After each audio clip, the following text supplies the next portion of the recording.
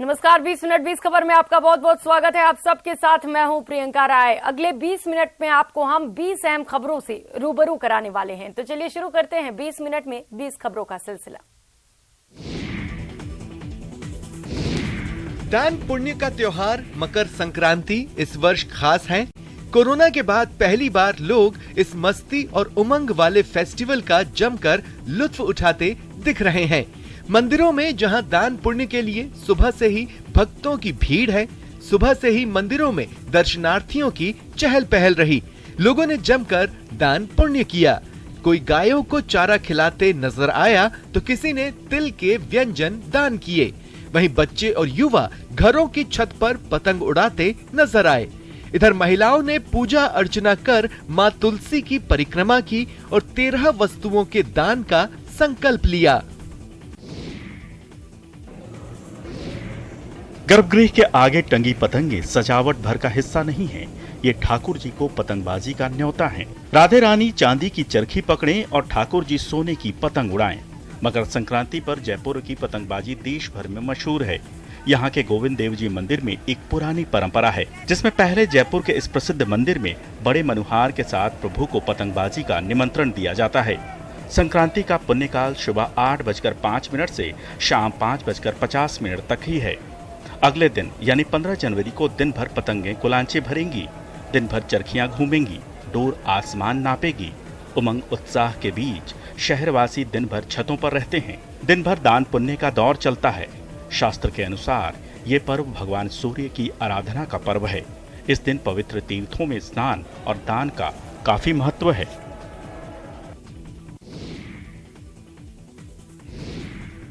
गुजरात में उत्तरायण का जोश और उत्साह चरम पर है। मकर संक्रांति से सूर्य उत्तर की ओर यात्रा आरंभ करते हैं, जिसे गुजरात में पतंग उड़ाकर मनाया जाता है।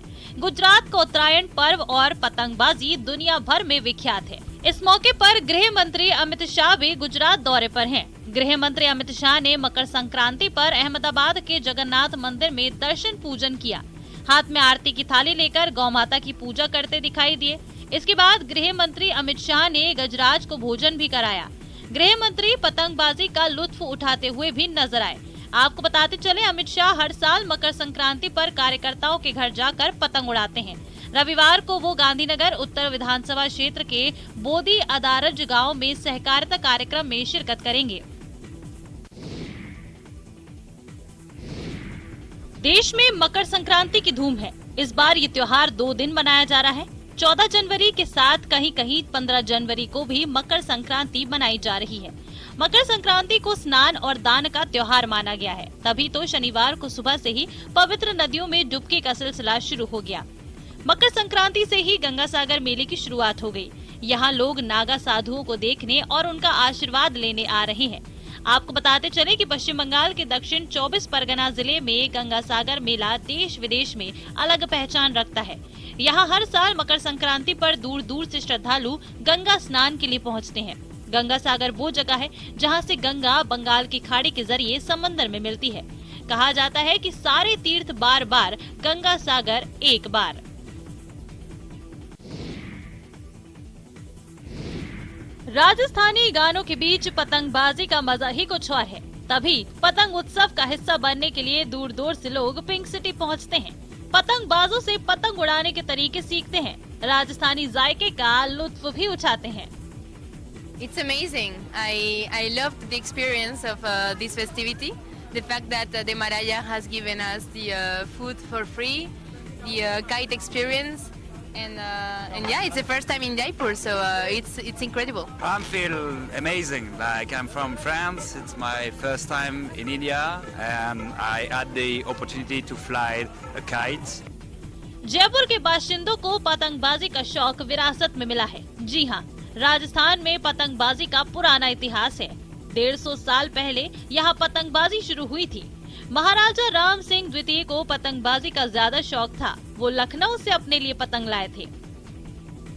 इस बार मकर संक्रांति पर अकेले जयपुर में करीब 15 से 20 करोड़ रुपए का पतंग डोर का कारोबार होने के आसार हैं।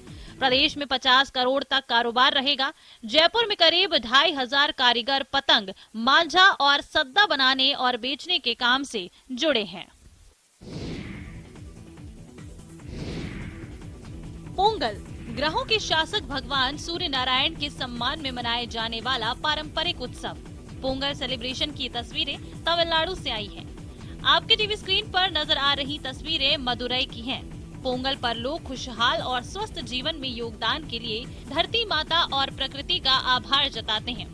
आपको बता दें कि दक्षिण भारत में नए साल के रूप में मनाए जाने वाला ये त्योहार संपन्नता को समर्पित है। माना जाता है कि इसका इतिहास लगभग 1000 साल से भी ज्यादा पुराना है। अब आपकी टीवी स्क्रीन पर नजर आ रही तस्वीरें कोयम्बटूर की हैं। 4 दिनों तक मनाए जाने वाले इस त्योहार में पहले दिन भोगी पोंगल, दूसरे दिन सूर्य पोंगल, तीसरे दिन मट्टू पोंगल और चौथे दिन कानुम पोंगल मनाते हैं। पोंगल गन्ना, हल्दी और चावल जैसी फसलों की कटाई का मौसम है। लोगों का ये भी मानना है कि पोंगल विवाह, सगाई और दूसरी धार्मिक गतिविधियों जैसे शुभ समारोह करने का समय भी होता है।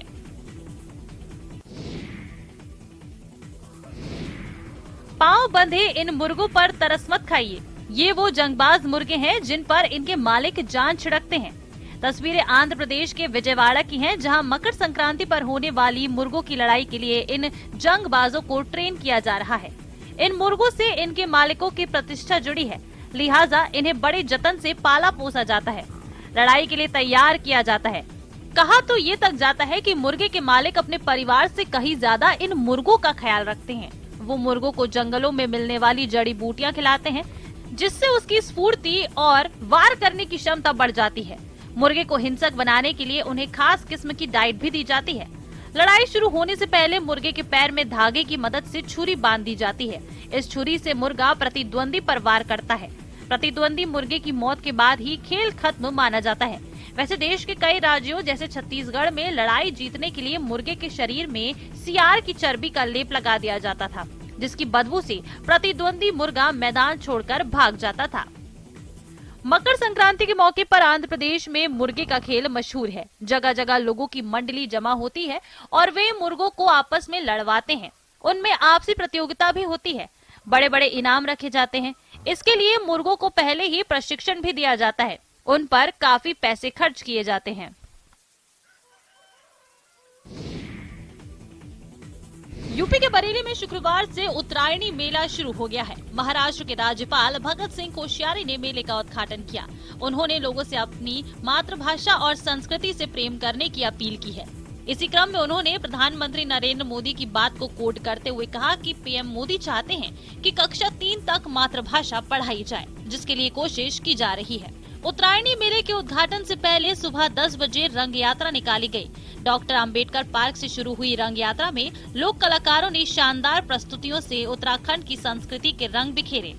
मेला स्थल पर भी कई कार्यक्रम हुए।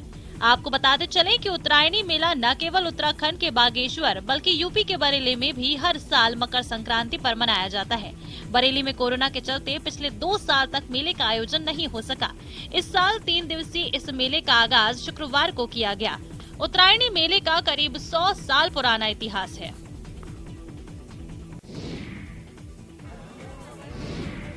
मध्य प्रदेश के खरगोन में स्थित देश का वो प्रसिद्ध मंदिर है जहां मकर संक्रांति पर श्रद्धा का सैलाब उमड़ता है। यहां सूर्यदेव की प्रतिमा पर सूर्य की पहली किरण पड़ती है। इस मंदिर में चारों ओर नवग्रहों की प्राचीन मूर्तियां स्थापित हैं। यही वजह है कि देश भर से श्रद्धालु यहां भगवान के दर्शन के लिए आते हैं। मकर संक्रांति के दिन मंदिर में सूर्योदय से पहले ही भक्तों की भीड़ जमा होने लगती है। मकर संक्रांति पर सूर्य मंदिर में सूरज की पहली किरण मंदिर के गुंबद से होते हुए भगवान सूर्य की मूर्ति पर पड़ती है। नवग्रह मंदिर की वजह से ही खरगोन को नवग्रह नगरी भी कहा जाता है। इस मंदिर की स्थापना 600 साल पहले हुई है। मकर संक्रांति सूर्य की अगवानी का पर्व होता है। नवग्रह मंदिर सूर्य प्रधान है। यहाँ गर्भगृह में सूर्य की मूर्ति बीच में विराजित है। मूर्ति के आसपास दूसरे ग्रह हैं। मान्यता ये है कि मकर संक्रांति पर सूर्य की पूजा की जाती है तो नवग्रह की कृपा होती है। वर्ष भर के लिए हमें ग्रह शांति का फल मिलता है। मंदिर की रचना प्राचीन ज्योतिष के सिद्धांतों के अनुसार की गई है।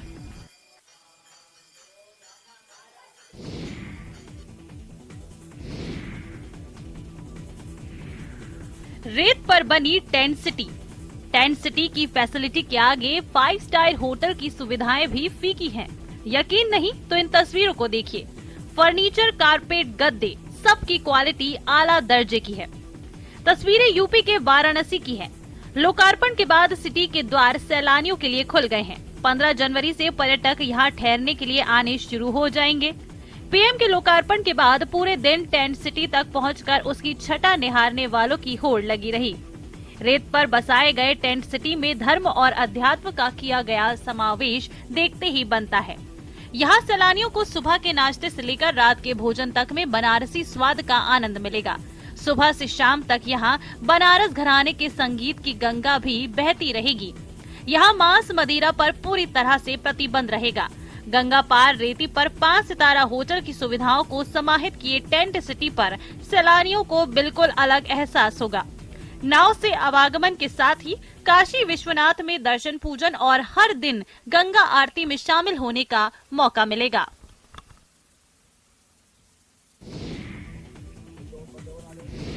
मेहनत की भट्टी में तपकर वतन के रखवाले तैयार हो रहे हैं। भारतीय सेना में भर्ती हो रहे अग्निवीरों के पहले बैच का प्रशिक्षण शुरू हो चुका है। एमपी के जबलपुर में 1260 जवानों के पहले बैच को युद्ध कौशल की ट्रेनिंग दी जा रही है। इसके साथ ही जम्मू कश्मीर राइफल में भी एक बैच की ट्रेनिंग शुरू हुई है। सेना की तरफ से बताया गया है कि अग्निवीरों ने अपने आप को सैनिक दिनचर्या में अच्छी तरह से ढाल लिया है। अग्निवीरों का उत्साह, अच्छी सोच और युवा जोश ने निसंदेह साबित कर दिया है कि ये योजना युवाओं के बीच बेहद लोकप्रिय है।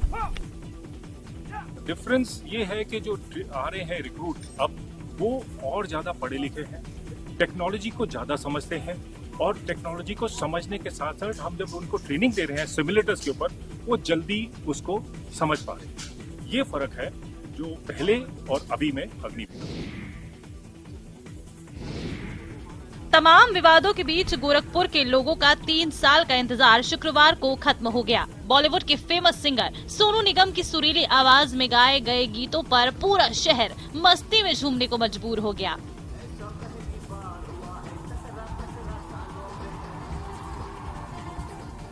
ये नजारा शुक्रवार को गोरखपुर महोत्सव के समापन अवसर पर चंपा देवी में आयोजित बॉलीवुड नाइट में देखने को मिला। घने कोहरे और सर्द रातों में पूरा पंडाल खचाखच भरा हुआ था। हजारों की संख्या में पब्लिक सोनू निगम के बॉलीवुड नाइट में उन्हें सुनने पहुंची थी। 3 साल के लंबे इंतजार के बाद सोनू ने लोगों की उम्मीदों पर खरे उतरते हुए एक से बढ़कर एक गानों की बेहतरीन प्रस्तुति देकर लोगों का मन मोह लिया।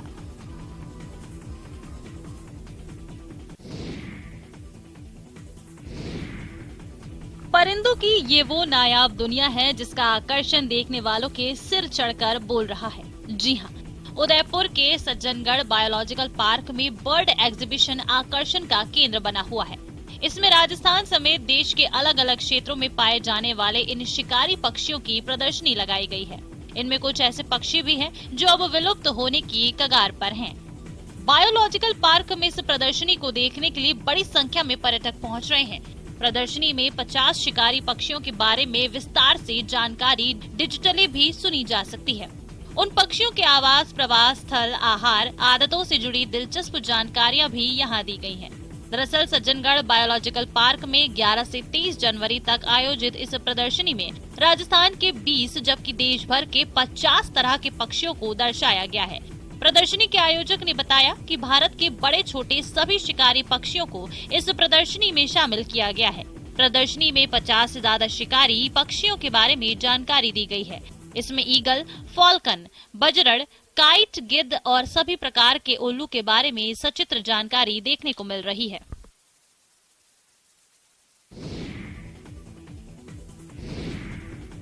सड़क पर जमी बर्फ की जिस मोटी परत से आपके दिलो दिमाग को सुकून मिल रहा है, वो यहाँ रहने वाले लोगों के लिए परेशानी का सबब साबित हो रही है। तभी सड़क पर बर्फ हटाने का काम युद्ध स्तर पर शुरू है। दरअसल जम्मू कश्मीर में भारी बर्फबारी हो रही है। कई सड़कों पर बर्फ जमा होने से आवागमन ठप हो चुका है। इसके बाद सीमा सड़क संगठन यानी बीआरओ ने सड़कों पर जमी बर्फ की मोटी परत को हटाने का काम शुरू कर दिया है। उत्तरी कश्मीर के कुपवाड़ा जिले में सड़क पर जमी बर्फ को हटाया जा रहा है। इसका वीडियो भी सामने आया है जिसमें बीआरओ मुश्किल हालात में भी बर्फ हटाने के काम में जुटी है। हर साल ठंड के आते ही कश्मीर घाटी सफेद चमकीली चादर से ढकनी शुरू हो जाती है। पर्यटकों को ये प्राकृतिक चमक खूब भाती है।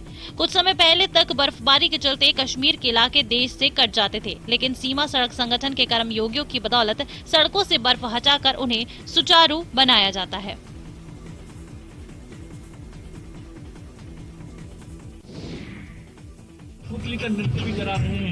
सजे धजे ऊंटों का कारवां, लोक संस्कृति की छटा बिखेरते कलाकार और उत्सवी माहौल। इंटरनेशनल कैमल फेस्टिवल के दूसरे दिन की शानदार तस्वीरें देख आप भी कहेंगे वाह क्या बात है। कैमल फेस्टिवल के दूसरे दिन कैमल डांस और कैमल रेस का आयोजन किया गया। राष्ट्रीय ऊंट रिसर्च सेंटर के ग्राउंड में कैमल डांस देखने सैकड़ों की संख्या में देसी विदेशी पर्यटक पहुंचे। कैमल डांस देखकर हर कोई दंग रह गया। वहीं बकरे के डांस ने भी पर्यटकों को काफी रोमांचित किया। भांगड़े की धुन पर एक और जहां कैमल डांस करने लगे, तो वहीं विदेशी पर्यटक भी अपने पैरों को थिरकने से रोक नहीं पाए। कैमल फेस्टिवल में बीएसएफ के ऊंट दस्ते की मौजूदगी से भी लोग खासे जोश में नजर आए। अगर धरती पर कहीं स्वर्ग है तो यही है, यही है, यही है। कहते हैं 17वीं सदी में जब मुगल बादशाह जहांगीर कश्मीर घूमने आए तो उन्होंने इस जगह को धरती का स्वर्ग बताया था। पर कहाँ है वो धरती और कहाँ है वो जन्नत? कभी इस जन्नत की शान रही डल झील आज दम तोड़ने को है। जी हाँ, कश्मीर की डल झील तिल तिल मर रही है। ये झील इंसानों के साथ साथ लाखों जलचरों परिंदों का घरौंदा हुआ करती थी। अपने जीवन की थकान, हताशा और एकाकीपन को दूर करने देश भर के लाखों लोग इसके दीदार के लिए आते थे। मगर अब ये बदबूदार झील शहर के लिए मौत के जीवाणु पैदा करने का जरिया बन गई है। स्थानीय समुदाय की भागीदारी से डल झील को साफ करने के एक नए प्रयास में जम्मू कश्मीर सरकार ने डल के संरक्षण के लिए एक नया कार्यक्रम अथवा शुरू किया है, जिसे जनता का जबरदस्त साथ मिल रहा है।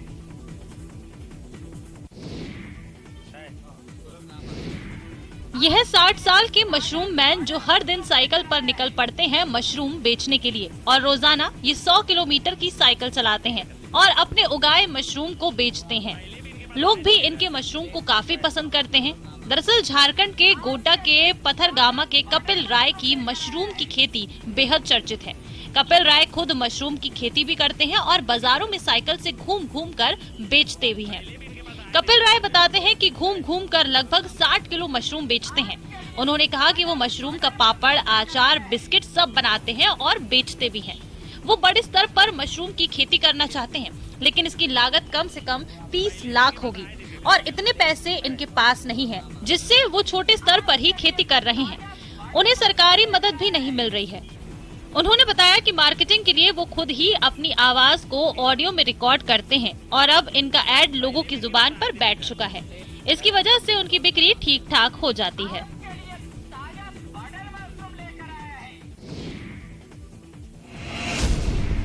छत्तीसगढ़ के कवर्धा के पंडरिया ब्लॉक में नदी पार करने के लिए लोगों को जुगाड़ के पुल का सहारा लेना पड़ रहा है। पंडरिया ब्लॉक के दामापुर हाफ नदी पर बने इस पुल को देखिए। इंजीनियरिंग की किताबों में शायद ही ऐसे पुल का जिक्र हो। किसी भी लिहाज से इस पुल को सुरक्षित नहीं कहा जा सकता, लेकिन लोगों की मजबूरी है। उनके पास जुगाड़ के इस पुल के अलावा नदी पार करने का कोई दूसरा साधन नहीं है। इस पुल से जान जोखिम में डालकर बच्चे स्कूल जाते हैं। नदी में कटाव से रपटे का दोनों हिस्सा बह गया था, जिसके बाद बांस से जुगाड़ का पुल बना दिया गया। लोग इसी के सहारे नदी पार करते हैं, जिससे बच्चों के पुल से गिरने का खतरा भी बना रहता है। स्थानीय लोग प्रशासन से पुल की रिपेयरिंग की मांग करते रहे हैं, लेकिन कोई सुनने वाला हो तब ना। ग्रामीण मजबूर हैं और जिम्मेदार बेपरवाह। ऐसे में हालात भला कैसे सुधरें?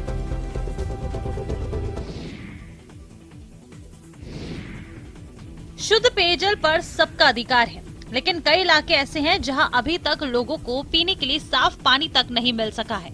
तस्वीरें झारखंड के पाकुड़ की हैं।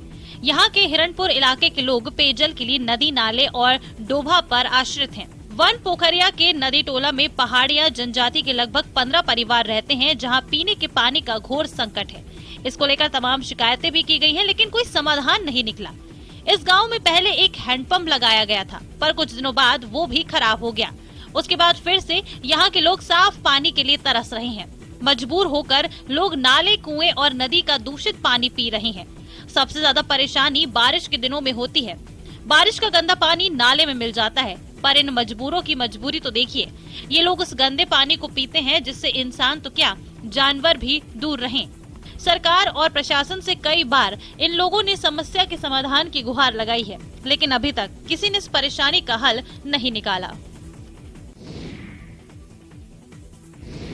पाकिस्तान में आर्थिक व्यवस्था चरमरा गई है। महंगाई दर 25% हो चुकी है। यहाँ खाने पीने की चीजों के लिए हाहाकार मचा हुआ है। सब्सिडी वाले आटे का स्टॉक खत्म हो गया है। इस वजह से सरकार देश के अलग अलग हिस्सों में जनता को कम दामों पर आटे के पैकेट उपलब्ध करा रही है। रिपोर्ट के मुताबिक आटे की किल्लत इतनी ज्यादा है कि सस्ता आटा खरीदने के लिए फेर में अब तक 4 लोग जान गंवा चुके हैं। वहीं गैस सिलेंडर भी 10,000 रुपए में बिक रहा है। और तो और राजधानी इस्लामाबाद और कमर्शियल राजधानी कराची में आटे के दाम आसमान छू रहे हैं। आटा लेने आया था, बहुत बड़ी परेशानी हो रही है। हुकूमत ने बहुत महंगा आटा करा हुआ, तो इसलिए लोग आवाम परेशान हो रही है। इसलिए 650 रुपए का आटा मिल रहा है। हम लोग गरीब आदमी है भाई, 25,000 तनख्वाह कमाने वाले हैं। हुकूमत से गुजारिश है कि हुकूमत हमारा ख्याल करे, गरीबों को कम से कम सस्ते से सस्ता आटा पैदा करके दे हमारे।